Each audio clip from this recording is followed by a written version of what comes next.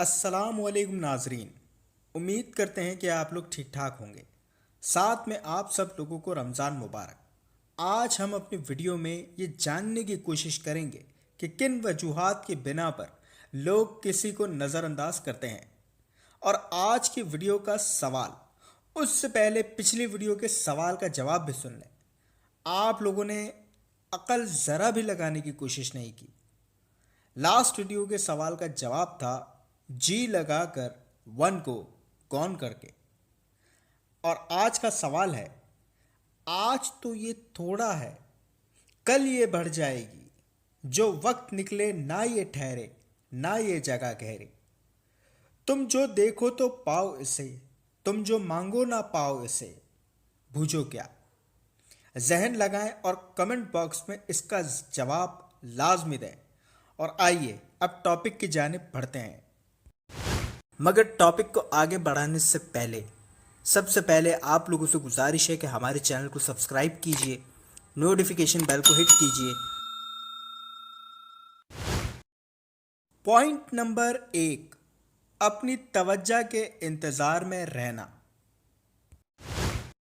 یہ معاملہ انہی لوگوں کے ساتھ پیش آتا ہے جو اپنے ہونے کے احساس کو دل میں دبائے بیٹھے ہوتے ہیں، یہ سوچ کر کہ ان سے لوگ خود بات کریں گے۔ یہ طریقہ کافی حد تک درست ہے، مگر ماحول کو بھانپ لینا بھی عقل مند لوگوں کی صفت میں سے ایک اہم صفت ہے۔ ہر بار کوئی آ کے آپ سے خود بات کرے یہ ضروری نہیں ہے۔ کبھی کبھی آگے بڑھ کر یا خود کی خواہش کو پیچھے رکھ کر بھی دوسروں کے لیے آسانی پیدا کرنا بھی اچھا رہتا ہے، ورنہ اس کی وجہ سے آپ کو لوگ شاید نظر انداز کرنا شروع کر دیں اور دھیرے دھیرے وہ آپ کے معاملات سے بھی اپنے آپ کو دور کر سکتے ہیں۔ پوائنٹ نمبر 2، ضرورت سے زیادہ سوچ کا شکار رہنا۔ ہر بات کو ضرورت سے زیادہ سوچنا بھی ٹھیک نہیں ہوتا۔ اس کا نقصان یہ ہوتا ہے کہ آپ کو اپنی سوچ میں ایسا تو لگتا ہے کہ آپ لوگوں کے ساتھ ماحول میں موجود ہیں، مگر آپ کی خاموشی اس کا کچھ اور ہی تاثر دے رہی ہوتی ہے۔ مثال کے طور پر 4 لوگ ایک جگہ بیٹھ کر بات چیت کر رہے ہوں اور ان میں سے ایک آپ کی بات کو نہ تو سن رہا ہو، نہ ہی کوئی جواب دے رہا ہو، نہ ہی اس کے چہرے پر کوئی تاثر آ رہے ہیں، تو یہ بات واضح ہے کہ آپ میں سے کوئی نہ کوئی بندہ اس پر یہ رائے قائم کر لے گا کہ اس کی اس بات میں کوئی دلچسپی ہے ہی نہیں، جس کا نتیجہ یہ ہوگا کہ اگلی بار اس بندے کو جب کسی سے کسی حوالے سے بات کرنی ہوگی تو آیا تو اس کی بات کو سنا ہی نہیں جائے گا، اور اگر سن بھی لی تو سنی انسنی ہو جائے گی۔ پوائنٹ نمبر 3، حد درجے کی منفی سوچ ہونا۔ ہر چیز کا ایک اپنا اثر ہوتا ہے، جس کی بنیاد پر انسان کسی کے یا تو قریب یا پھر دور رہنے کو ہی ترجیح دیتا ہے۔ منفی سوچ کسی کو قبول نہیں، حتیٰ کہ خود منفی سوچ رکھنے والے شخص کو بھی منفی بات پسند نہیں آتی۔ سچ یہی ہے کہ لوگ انہی لوگوں کے ساتھ اپنا وقت گزارنا قبول اور پسند کرتے ہیں جن کے ساتھ وقت گزار کر ان کی اپنی کیفیات میں خوشی، اطمینان یا پرجوش کیفیات پیدا ہوں، اور یہ ایک بڑی وجہ بنتی ہے کہ لوگ کسی کو نظر انداز کرنا شروع کر دیتے ہیں۔ پوائنٹ نمبر 4، اچھا پہلو نکالنے میں کمزور۔ ایک بار کے لیے تصور کر لیں کہ آپ اپنی یونیورسٹی کے کیفیٹیریا میں بیٹھے ہوئے ہیں۔ اچانک آپ کو اپنا ایک دوست دکھائی دیتا ہے۔ آپ نے اسے دیکھ کر ہاتھ ہلایا اور اس نے آپ کو ہاتھ نہ ہلایا، الٹا وہ آگے کسی گروپ کو جوائن کر کے بیٹھ گیا۔ ایک بار کے لیے اس ویڈیو کو پاز کریں اور اس کیس کو ذرا سوچیں کہ آپ کے دماغ میں پہلی بات کیا آئی۔ اگر تو جواب ایسا ہے کہ اس نے مجھے دیکھ تو لیا تھا مگر مجھے جان بوجھ کر اگنور کر کے وہیں بیٹھ گیا، یا شاید اس نے مجھے دیکھا ہی نہیں ہو، ان دونوں کیسوں میں آپ کو اندازہ ہو جائے گا کہ آپ کی سوچ کس انداز کی ہے۔ ایسا ممکن ہے کہ سینکڑوں کے ہجوم میں بندہ اکثر پہچان ہی نہیں پاتا ہے اور اکثر آواز بھی نہیں پہنچ پاتی، خاص کر کے میرے جیسے بندے کی تو بالکل بھی نہیں۔ یہی سوچ آپ کو لوگوں سے دھیرے دھیرے دور کرنا شروع کر دے گی اور انہیں نظر انداز کرنے پر بھی مجبور کر دے گی۔ پوائنٹ نمبر 5، ضرورت سے زیادہ کوشش کرتے رہنا۔ یہ معاملہ ایکچولی کچھ کھو دینے کے ڈر کی بنیاد پر ہوتا ہے۔ اس کو اس طرح سے سمجھ لیجیے کہ کوئی شخص اندرونی سطح پر تو بڑا ہی چاپلوس، ڈرپوک اور بھگوڑا قسم کا ہے، اور وہ اپنے آپ کو بہت بہادر یا کسی کے آگے پیچھے نہ ہونے والا ظاہر کرے تو ایسے آدمی کا جھوٹ فوراً پکڑا جاتا ہے۔ اس طرح کے لوگوں کو پھر اس کے دوست یا قریبی لوگ اس کو نظر انداز کرنا شروع کر دیتے ہیں، یا پھر اس کی طبیعت سے ریکارڈ بجایا جاتا ہے۔ تو ایسے لوگوں کو چاہیے کہ کچھ اور بننے کے بجائے خود کو بہتر کریں، یہ زیادہ اچھا آپشن ہے۔ پوائنٹ نمبر 6، مبہم باڈی لینگویج کا استعمال ہونا۔ یہ وہ مسئلہ ہے جس پر میں بذات خود کام کر رہا ہوں۔ اسے سمجھنا آسان بھی ہے اور مشکل بھی، کیونکہ ہر کسی کی جسمانی خط و خال یکساں نہیں ہوتی۔